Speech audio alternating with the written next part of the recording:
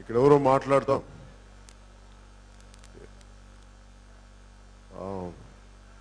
విలువలతో కూడిన రాజకీయాలకి చేస్తామని చెప్పి జేపీ గారు వచ్చి జేపీ గారిని తొక్కేశారు. విలువలతో కూడిన రాజకీయం చేద్దాం అంటే చిరంజీవి గారిని తొక్కేశారు. ఇప్పుడు మీరు వచ్చారు,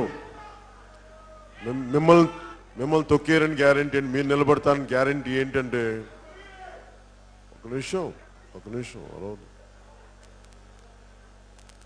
అసలు నాకు ఎవరు అండగా నిలబడతారని రాలేదు. మీ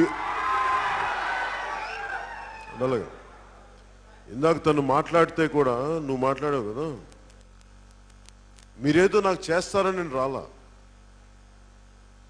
మీరేదో నాకు అండగా నిలబడతారని రాలా. నేను నా ఇష్టంతో వచ్చాను. నాకు ప్రేమ దేశం అంటే. మీలో ఎంతమంది ఓట్లేస్తారో తెలీదు, ఎంతమంది నిలబడతారో తెలీదు. నాకు ఇష్టం. ఎందుకంటే నేను అందరిలా కూర్చొని కథలు చెప్పను, సలహాలు ఇవ్వను, నేను పని చేసుకుంటూ వెళ్ళిపోతాను. ఇలాంటి ఉత్తరప్రదేశ్లో ప్రతి గల్లీకి ప్రతి సందుకి ఒక పచ్చి రౌడీలు ఉండేవాడు. అలాంటి గట్టి ఉత్తరప్రదేశ్ ఒకడు చిన్నపాటి సైకిల్ వేసుకొని ఒక లారీ టైర్లు రబ్బర్ కోసి దాన్ని చెప్పులుగా కుట్టించుకొని అలా తిరిగి ఊరు వాడ తిరిగి ఒక బలమైన పార్టీ స్థాపించగలిగాడు.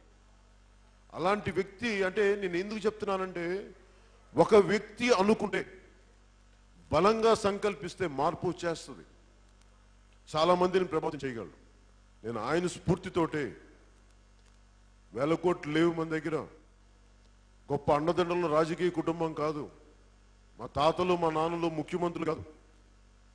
ఉన్న అన్న ఒకసారి వస్తే దెబ్బ కొట్టి పంపించేశారు, కానీ నేనైతే మర్చిపోయినా కొట్టిన దెబ్బ.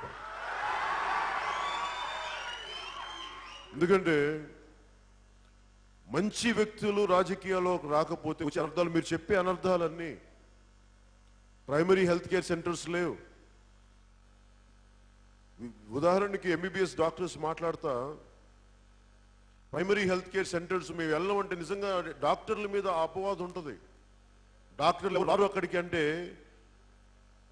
మేము కాకినాడ మీటింగ్లో డాక్టర్స్తో గురించి మాట్లాడుతూ ఉంటే, డాక్టర్స్ మీటింగ్లో డాక్టర్స్ ఇదే చెప్పారు, చాలా సీనియర్ డాక్టర్స్, మాకు వెళ్ళాలని ఉంటుంది, మాకు చేయాలని ఉంటుంది, కానీ మౌలిక సదుపాయాలు లేని చోట మేము ఎలా బతకగలమని. జబ్బు నయం చేయాల్సి వాళ్ళే జబ్బుల బారిన పడితే వాళ్ళేం జబ్బులు నయం చేస్తారు? తాగడానికి సరిగ్గా నీళ్ళు ఉండవు, ఉండడానికి వసతులు ఉండవు.